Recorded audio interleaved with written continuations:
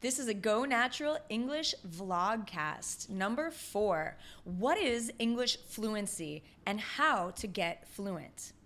In this vlogcast, we're going to discuss how fluency is a lot like beauty. It's in the eye of the beholder. I'm also going to give you the first step that you need to take in order to get fluent English. So guys, I was thinking today about how I made a mistake in English. I was teaching an English class and talking about different phrases that you can use to make suggestions or recommendations, or even to invite people to do something like, how about going to lunch? That's one example. So I was telling my students this time we're not going to say, I suggest or I recommend. We're going to use other phrases. So I said, don't say, I suggest to go to lunch, or I recommend to go to lunch. I suppose it's not incorrect, but what I would commonly hear or say is, I suggest going to lunch, or I recommend going to lunch. So usually I would use the ing form of the second verb. It's a minor detail, but you can use both. I just was thinking that, the more time I spend in different countries, like right now I'm in Japan, and I've lived and traveled in different countries around the world, Brazil, Dominican Republic, and I've been in Japan for a few years, on and off. Of course, I lived in the US as well. But the more I travel and the more I spend time with international friends and students, I speak a sort of world English, both because I become a product of the people around me. I try to empathize and emulate them. And I also want to be clear to my students. So I end up speaking more clearly. I end up speaking in words that they will understand because they're high frequency words or words that they might have in a textbook. And so I was thinking today, is that wrong? Should I continue to speak in a way that's more native-like, even if it means people won't understand me? So what I think the right answer is, you have to ask yourself a question. And this is the first step to really becoming fluent in English. You have to ask yourself, do you want to speak world English, or do you want to speak American English or native English, or do you want to be able to function at a high level, maybe a professional or an academic level, in English in the United States or in another English-speaking country? Because if you want to function at a high level, you want to have native English. If you want to be able to speak with international friends and do international business, you need world English. There's a difference, right? World English is not concerned as much with grammar or with using really fancy vocabulary.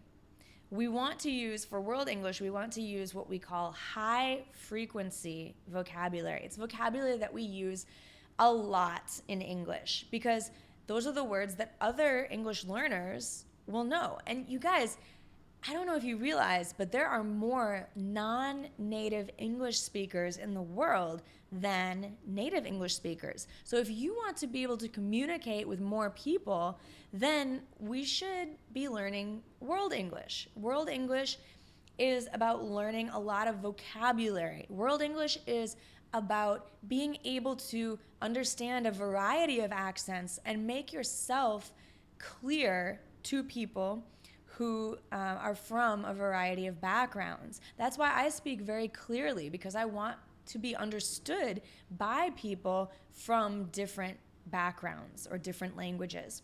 So when we learn world English, we want to focus on high frequency words like verbs like have, be, do, go, make, want. These are very elementary verbs, but we want to know them and use them often. Also, we want to learn a lot of vocabulary like places, things, daily activities, really common words that you're going to need on a daily basis to express what you have, what you are, what you do, where you go, what you make, and what you want. So you have to ask yourself, what is your goal? For example, if you want to be a train conductor and you're working on a train where you need to speak English, well, for your purpose, all you need to say to be fluent in English is, ticket please. And I got this example from my friend Tony Marsh at marshmethod.com. He gave this example because it shows in order to be a successful train conductor in English, you only need 2 words, okay? Well, yeah, what if someone asked you a question in English? It would help to know more than 2 words. But the point is, you have to first ask yourself, what is your purpose for learning English? If your purpose is to be a train conductor, you need a specific set of vocabulary. And I believe in this 100% that you need to learn the English that is specific to your purpose.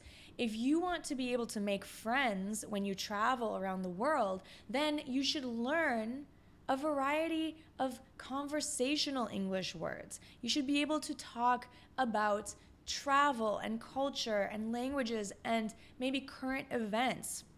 But if you want to be a diplomat, you're going to need to learn a specific set of vocabulary. If you want to be a medical translator, that's a very specific set of vocabulary that you need to learn. I'd like to share my example because I'm pretty fluent in Spanish. I taught Spanish for over 3 years. And a lot of people think when they hear me speak, oh, you're a fluent Spanish speaker. I thought for a while about becoming a medical translator from Spanish to English. I had even volunteered as a medical translator for a few years. So when I applied to be an official paid medical translator, I thought, I've got this. I took the test and I'm embarrassed to say I failed. You know why I failed? I didn't have the very, very specific vocabulary, like words for certain organs or words for certain illnesses that I needed in order to pass that test. So it's all about your goal, and it's all about studying the words and the expressions that you need to reach your goal. All right, so that's the first step to fluency. Even before you start learning any English grammar or vocabulary, I want you to ask yourself, what is my goal? Is my goal to go to university in the United States? Maybe to do an MBA program, a business program that is, a master's in business administration in the US? Or do I just want to use English to travel? Do I want to use English to make new friends, to connect with people, to have rich conversations and have people understand what I'm saying? Well, maybe it's both, and that's okay. Then you know you need the vocabulary and the grammar to do both. So again, fluency is in the eye of the beholder, just as we say beauty is in the eye of the beholder. That means that what I think is beautiful might be different than what you think is beautiful. Maybe you see a person, you say, wow, she is beautiful. But I think, I don't know. Or maybe I say, wow, that man is beautiful. But you say, really? Are you sure? Well, that's what fluency is, right?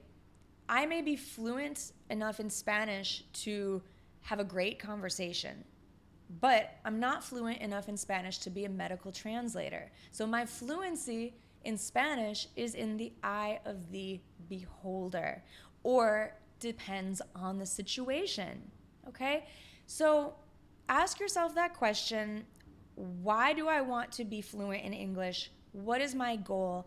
And please tell me if you can leave your goal in the comments for this episode. I would love to know your answer. So if you want to come back to the website, it's gonaturalenglish.com/4, just the number 4. And I look forward to seeing your goals there. Bye for now.